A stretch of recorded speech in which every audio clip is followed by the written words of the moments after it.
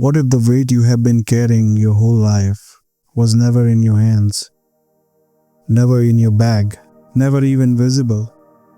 You have felt it though, that tiredness that has nothing to do with sleep, that restlessness that shows up even when nothing is wrong. This is a story about a traveler who spent years chasing a destination, only to find out the thing he was searching for was strapped to his own back the entire time. Stay till the end, because somewhere in this story is your own road. There was once a traveler named Arin. Nobody knew where he came from. Even he wasn't completely sure anymore. He only knew one thing. He had spent his whole life walking. Whenever someone asked where he was going, his answer changed. When he was young, he said, "I'm looking for success." A few years later, he said, "I'm looking for happiness." Later, he said, "I'm looking for peace." Then one day, he realized something strange. He had been changing destinations for years, but he had never stopped walking long enough to ask why. One evening, just before sunset, Arin saw an old inn standing beside the road. A wooden sign hung above the door. The paint was faded. Only 3 words remained visible: "Stay if needed." Arin laughed. "I definitely need that." He pushed the door open. Inside sat an old innkeeper.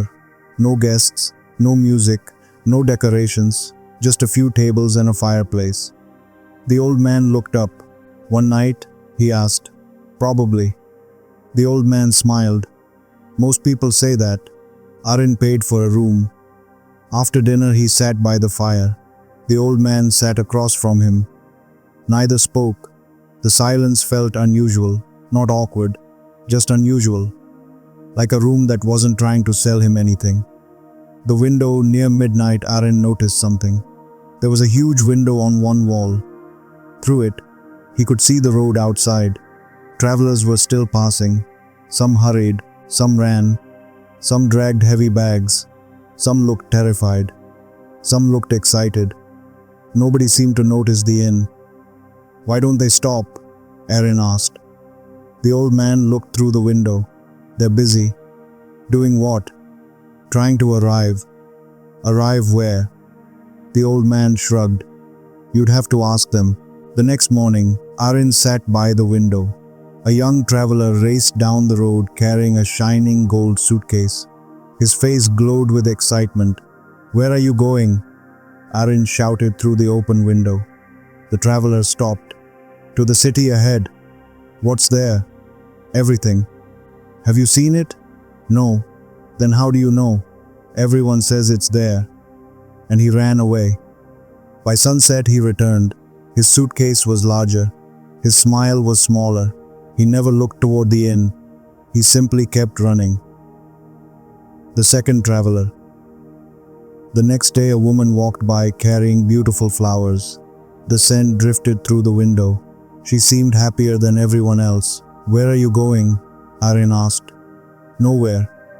"Then why are you walking?" She thought for a moment, then answered honestly, "Because I'm afraid to stop." And she continued down the road. One flower fell from her arms, then another, then another. Hours later, she returned carrying only stems, still walking, still afraid to stop. The third traveler. A few days later, another traveler appeared. He carried mirrors, large mirrors, small mirrors, round mirrors, square mirrors. The weight looked exhausting. "What are those for?" Arin asked. The traveler smiled proudly. "So people can see me."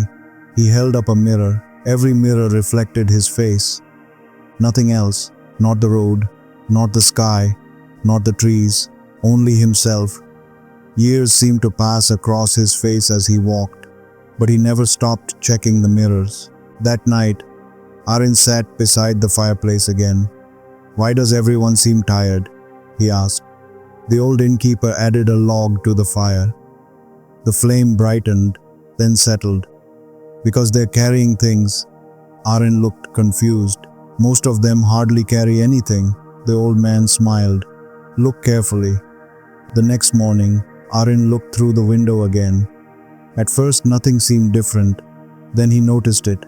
Every traveler carried something invisible. The young man with the gold suitcase carried a chain attached to the future. The woman carried a rope tied to her fears. The man with mirrors carried a giant frame around himself. Once he saw them, he couldn't stop seeing them. Everyone carried something. Everyone. Aaron's discovery, slowly. Aaron reached for his own shoulders and froze. There was weight there, invisible, but undeniable, a heavy backpack. He had never noticed it before, because he had carried it for so long. "What is inside?" he asked. The old man answered from across the room. "Open it." The backpack inside were thousands of papers, old conversations, embarrassing moments, regrets, arguments, dreams that never happened, victories nobody remembered, promises, expectations, predictions. Every paper had one thing in common. None belonged to this moment, not one. That evening a storm arrived. Rain hammered the roof. Wind shook the walls. The road disappeared beneath darkness. Travelers outside panicked. Some ran faster. Some shouted. Some clutched their invisible burdens tighter. Aaron watched through the window. Then something strange happened. The harder they held on, the harder the storm seemed to pull. The road became chaos. Nobody stopped. Nobody rested. Nobody even looked at the inn. Then Aaron saw a child. No luggage, no mirrors, no flowers, no suitcase. The child simply walked. Rain hit him. Wind pushed him. But he kept moving calmly. The storm seemed unable to grab him. Not because he was stronger, because there was nothing to pull. The child disappeared into the darkness.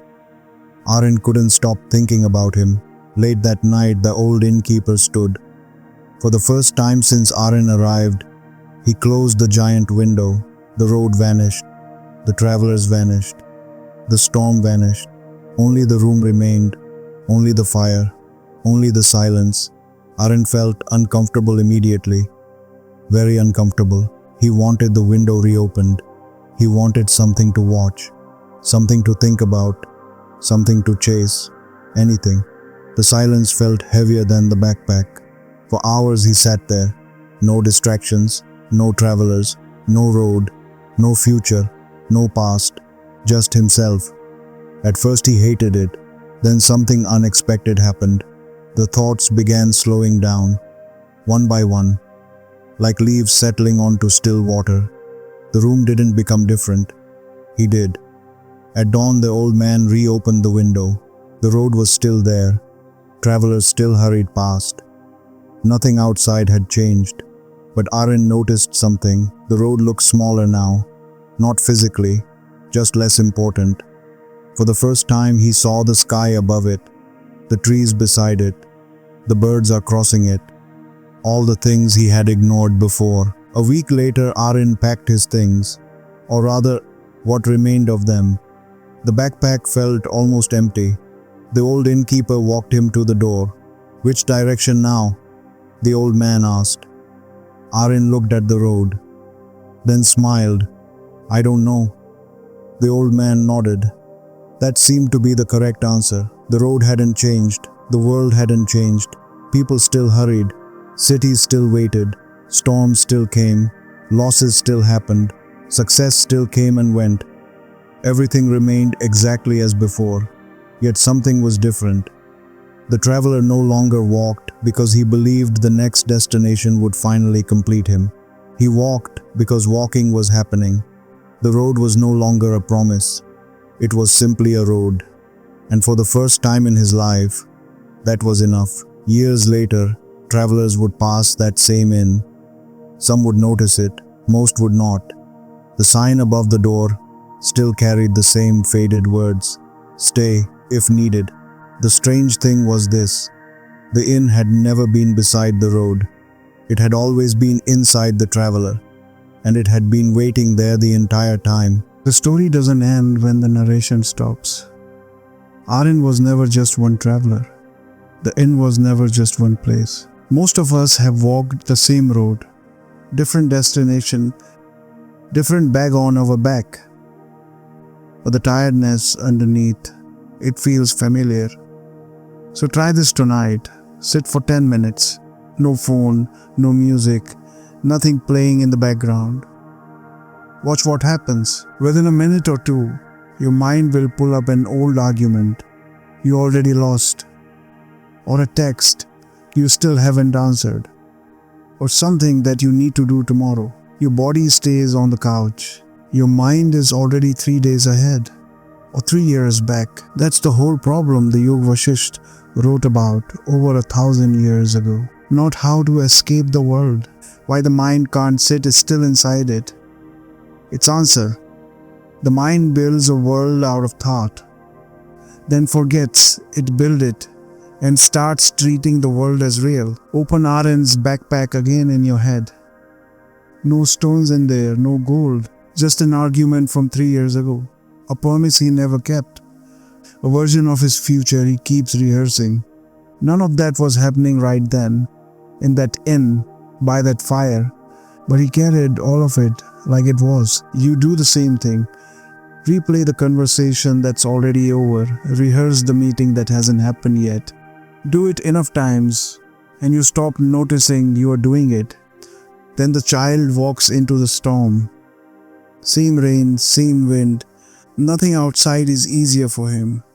He just has nothing in his hands for the storm to grab. You can't always change what's coming at you, but you can change how much you're holding on to while it hits. Notice what innkeeper says. He doesn't tell Aaron to stay. He doesn't say the road is bad. The road was never the problem. Aaron still leaves, still walks, still has somewhere to be. The only thing that changed is he stopped expecting the next stop to fix what only sitting still could show him. That's why the inn has no address. You won't find it on a map. It shows the moment you're willing to stop moving along enough to look at what you have been carrying. So before you start the next task, or your next goal, or the next thing you think will finally make you feel done, give yourself 3 minutes, phone face down, no noise. Just look at what's in your own bag. Some of it you will find you never needed to carry at all. Walk well, and every so often, stop long enough to remember why you are walking. The Yoga Vasisht says the world you experience while awake works the same way as a dream. Your mind builds it.